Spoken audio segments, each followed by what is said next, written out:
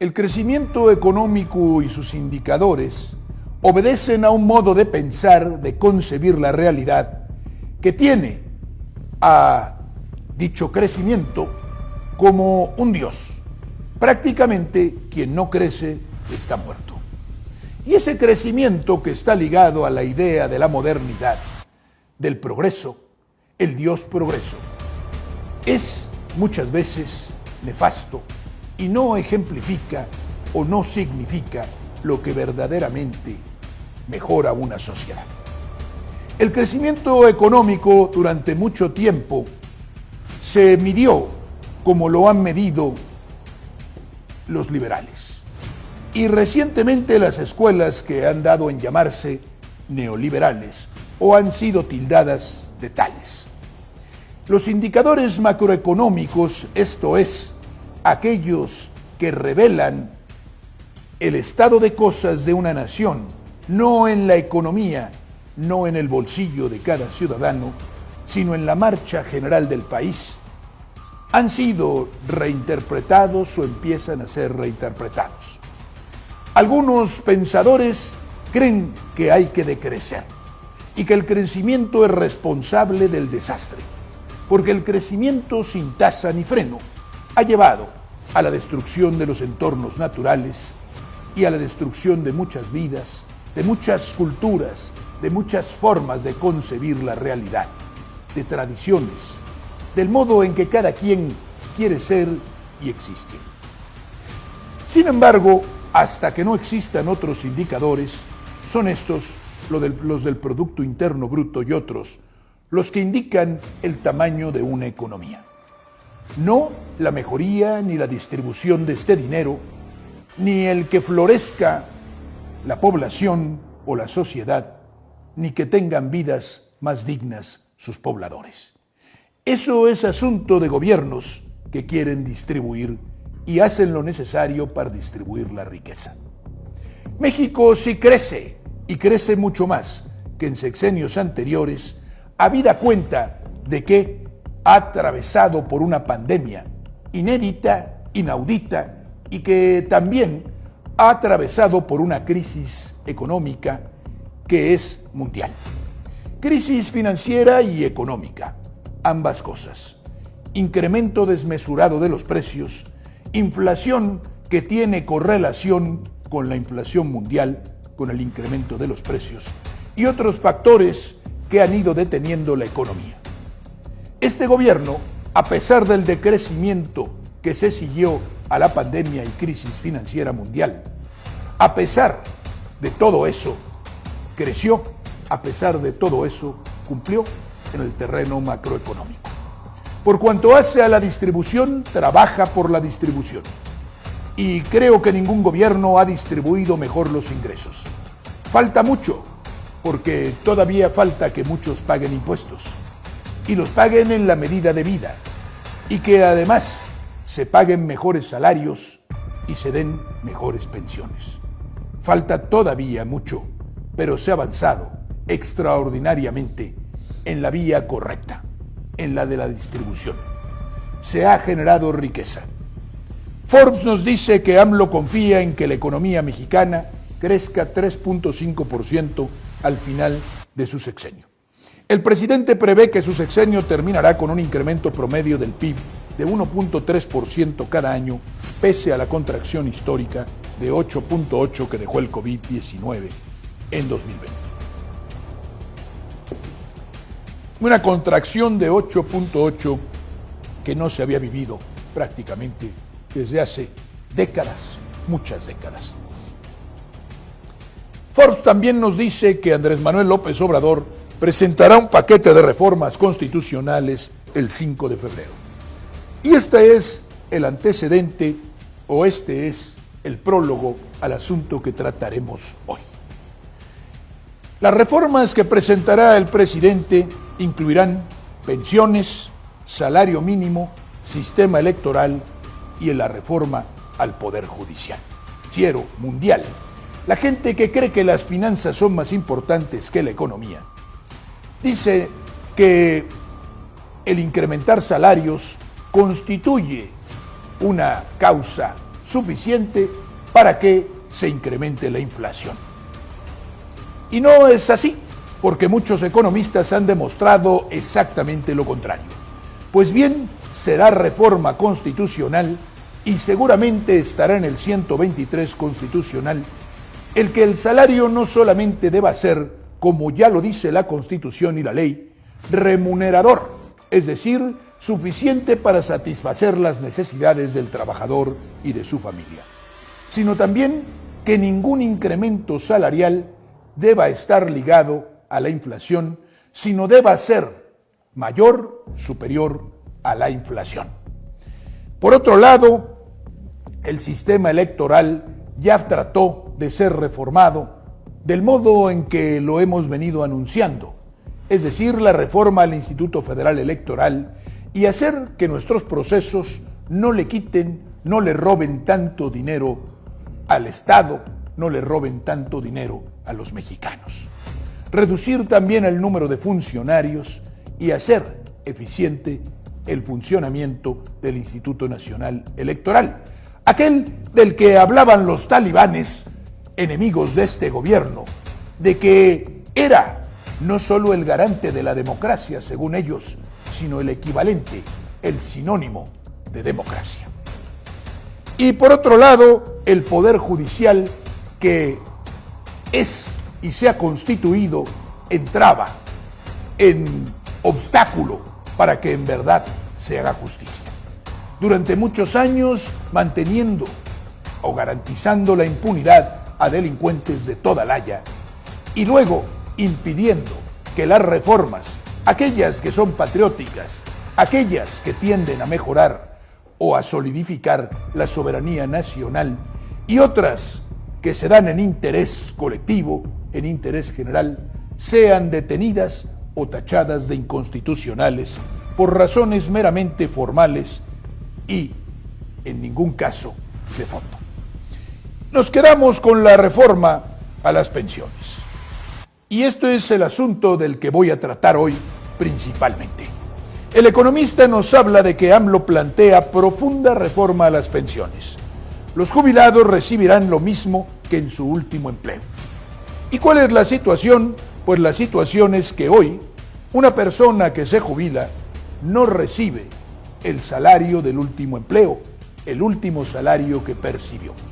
Si nosotros consideramos que de por sí los salarios son bajos, que durante mucho tiempo el gobierno y las entidades privadas, las cámaras, se negaron a incrementar los salarios y los salarios perdían una capacidad de compra enorme durante los años 80, 90 y en adelante.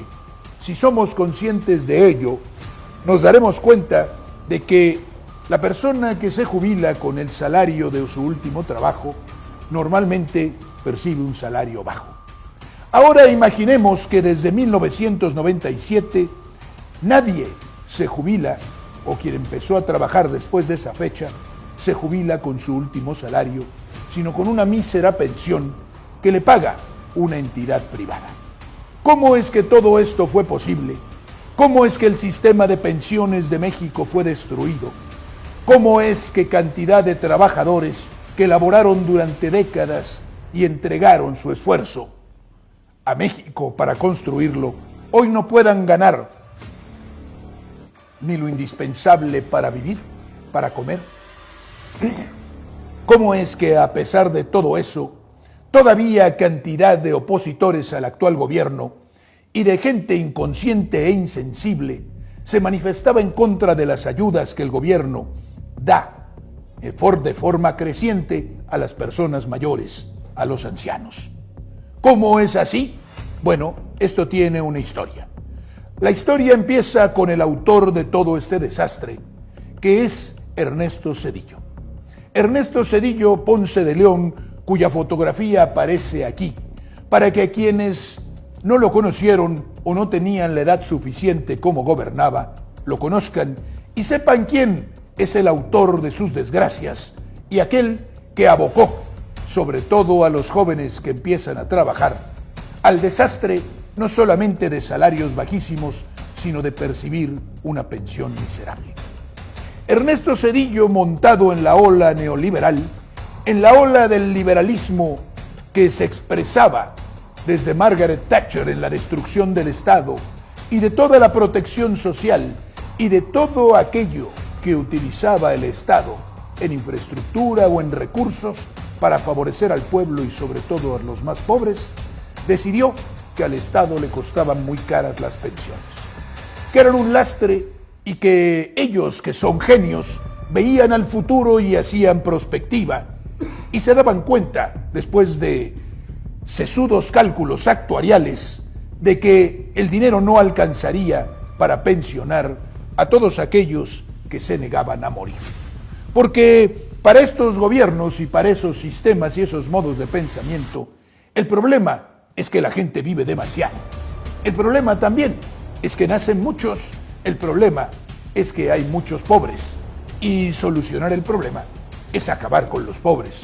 O hacer que otros se encarguen de los pobres, porque el Estado se debe encargar solamente de una pequeña élite o de un pequeño grupo plutocrático que es socio de los políticos.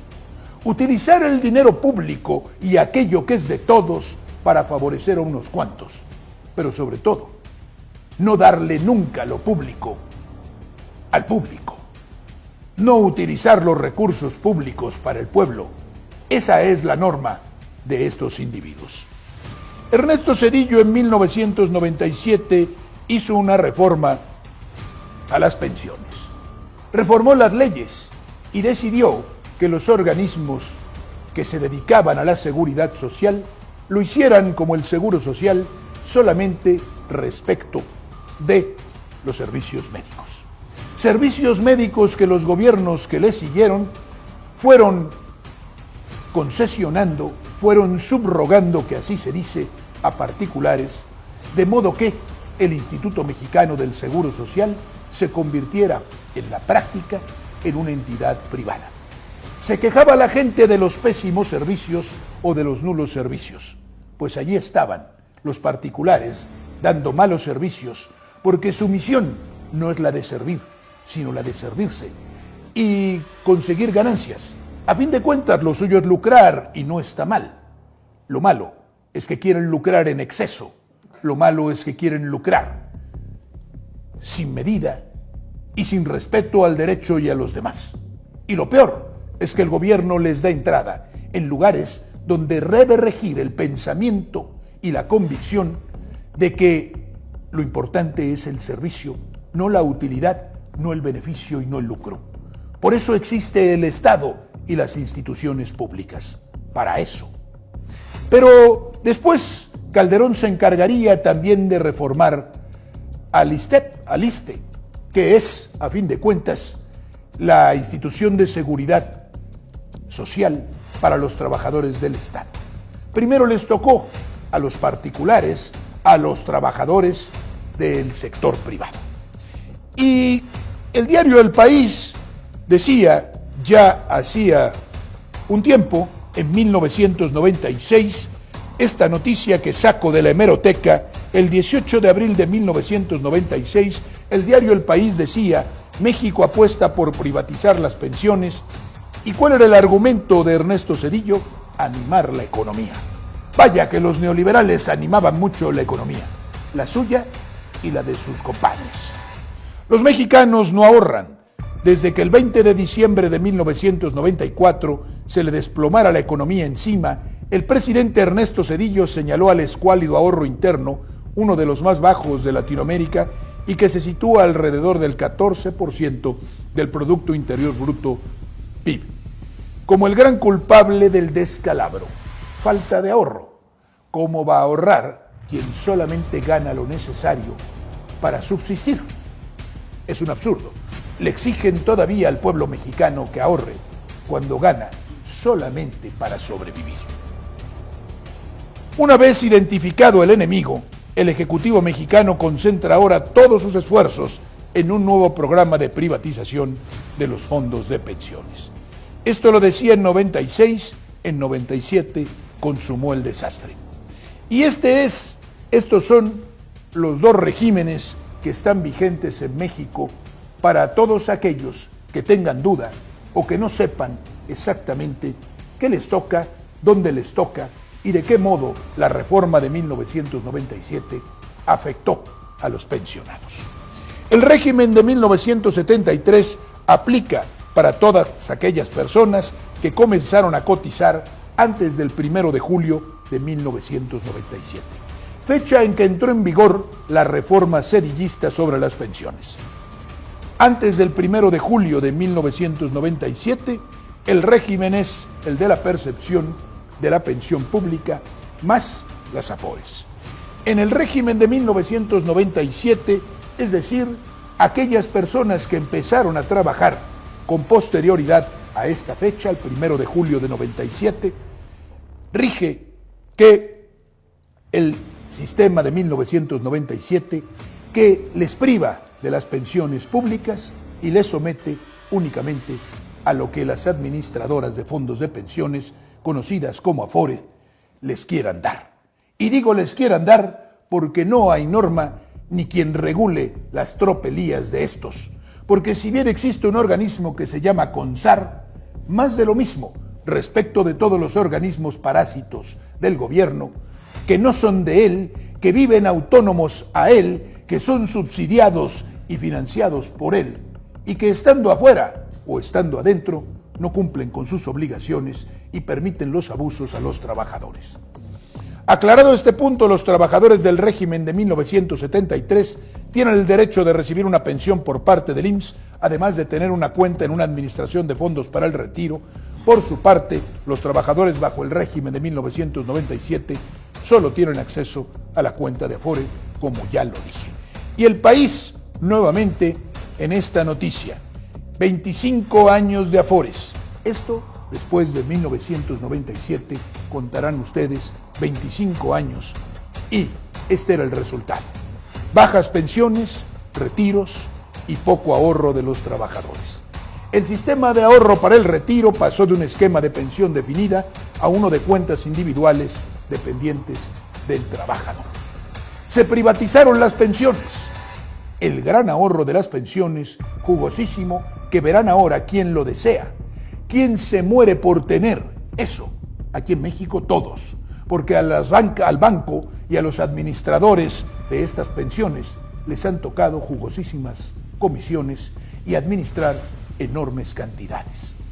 Era deseable, el gobierno no lo administra. Esos recursos que pudieran emplearse en asuntos públicos están en manos privadas. No benefician a nadie, no benefician a la nación, y jubilarse con el 100% del último salario, se pregunta, ¿es posible con las AFORES actuales? Y se responde, los primeros trabajadores retirados con una AFORE lo hacen con un 20 o un 30% de su último sueldo. De ese tamaño es el desastre que se ha operado por decisión de Zedillo, por decisión de su camarilla, por la ideología salvaje neoliberal y por la corrupción y el desprecio al pueblo, se ha operado en los bolsillos de los trabajadores mexicanos, de los jubilados, que para colmo de males carecen ya de fuerza para volver a trabajar, o no debieran trabajar si tuviéramos sentido humano esencial, fundamental, que no tienen estos, porque carecen de humanidad, de empatía más elemental. Son unos sociópatas, son unos narcisistas, unos enloquecidos que advierten, argumentan con cantidad de cifras y de conceptos farragosos, estúpidos y falsos, con tal de no darle al pueblo lo que le corresponde y con tal de favorecer, como siempre, a un pequeño grupo. Y ese pequeño grupo está conformado, en este caso, por quienes administran las AFORES. Nos dice este individuo impresentable, que lleva por nombre Bernardo González, que las AFORES están acomodando su modelo de negocio para enfrentar la disminución de las comisiones. Hace un año, después de la pandemia, empezaron a reducirse, o más bien antes, enfrentaron una reducción en las comisiones que los bancos administradores de AFORES o las administradoras de AFORES que no son bancos percibían. percibían enormes comisiones, así como cobran comisiones al ahorrador, al usuario de los servicios bancarios, que no se cobra en ningún lugar del mundo y que no sé quién lo detendrá, y que cada vez que se tratan de desmontar o reducir a una cantidad, a un porcentaje justo, ponen el grito en el cielo, estos diciéndose robados y asaltados, porque reducen su botín un tanto.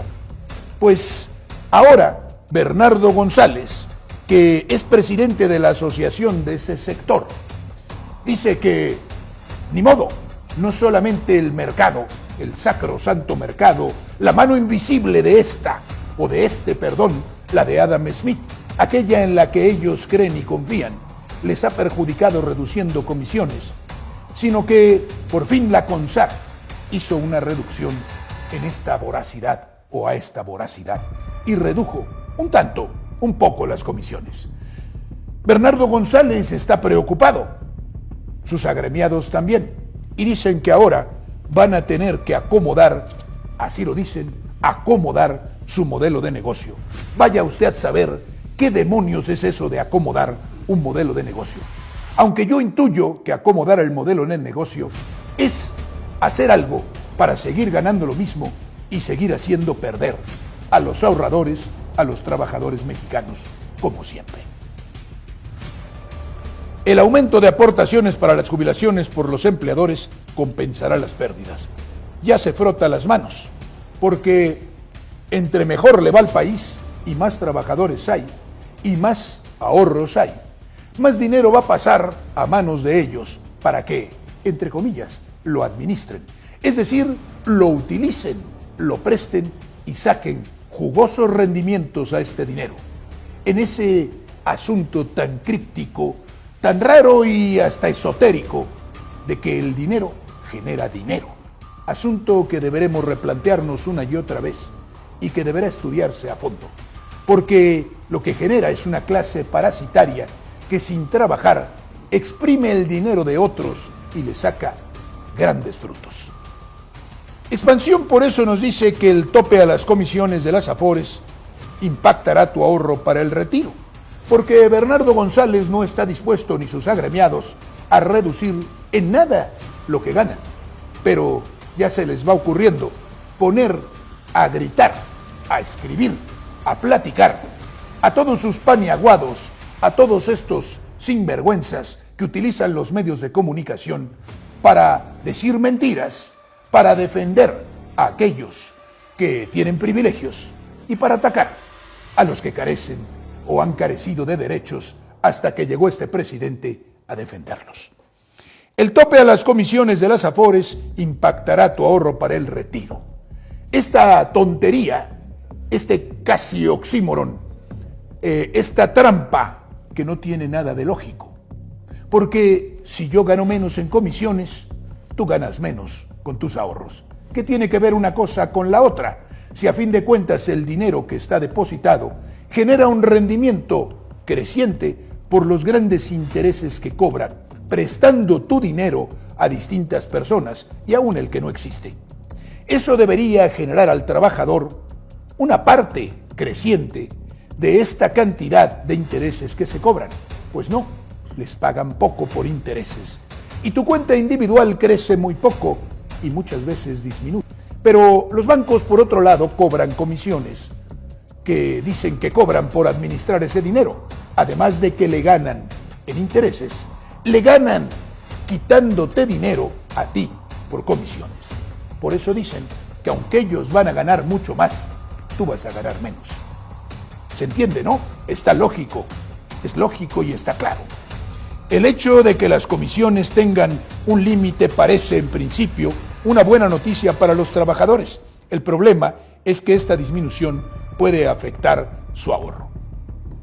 ¿Y por qué habría de afectar su ahorro? Pues nos lo dice aquí Expansión. Lo bueno es que al final de cuentas, se ejerce una presión sobre las organizaciones, fíjense, y las obligan a buscar, así les llaman, eficiencias.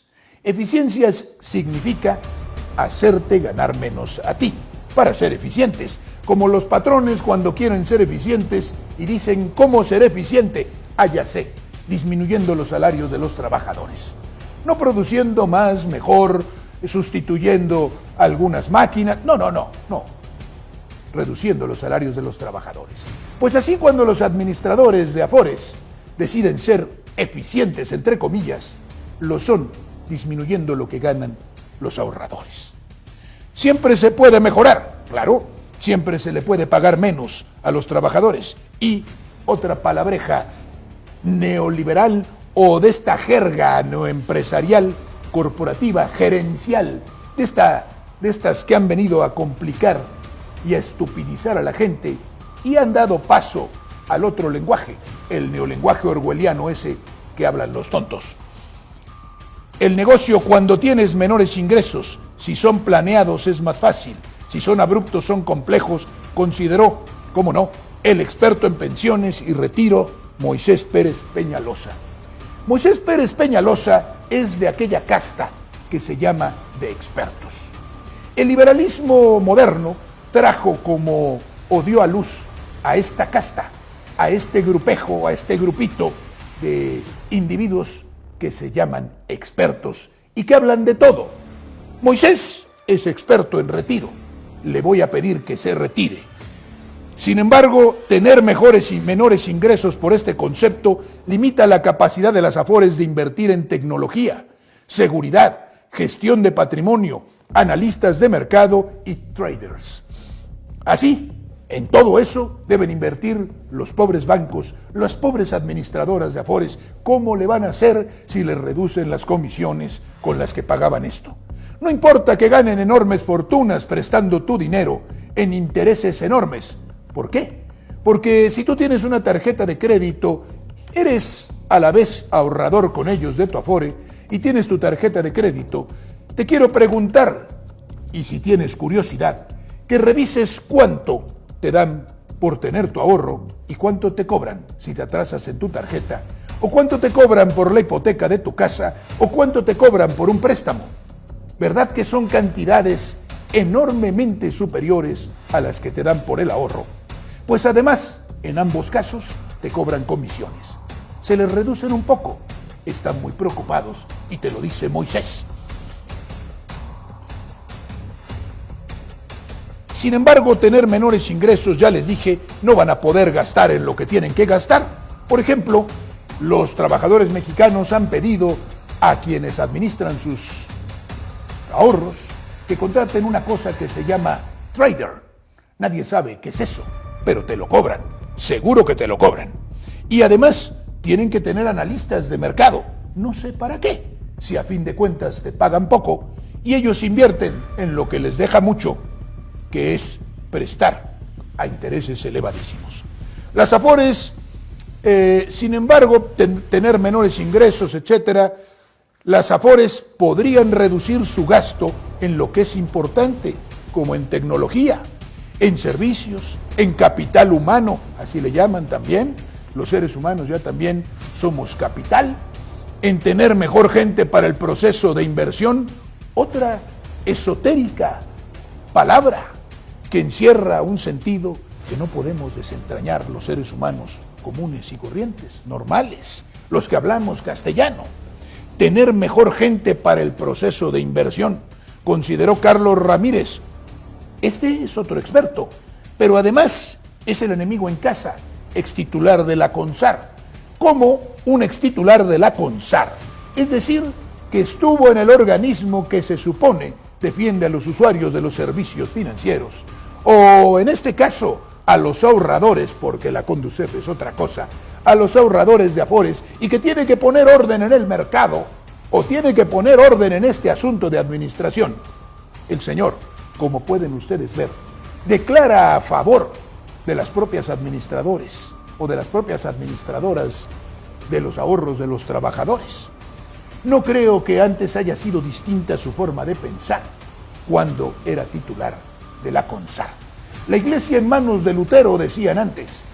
Esto es la prueba de que estos organismos que se dedican a regular tienen los dados cargados y saben bien a quién beneficiar, y no es a los trabajadores.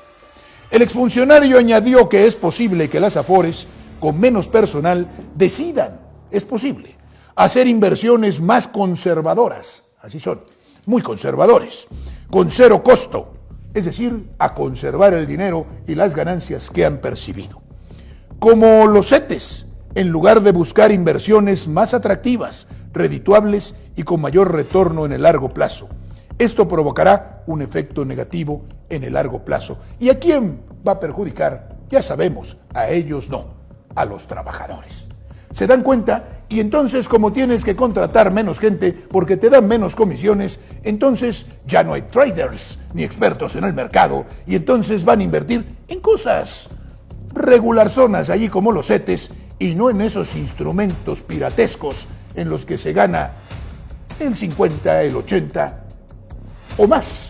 No sé, tal vez quieran invertir en asuntos ilegales, tal vez quieran mezclarlo con el lavado de dinero que hacen muchas instituciones bancarias a nivel mundial diciendo que no, que todo es compliance, que todo son normas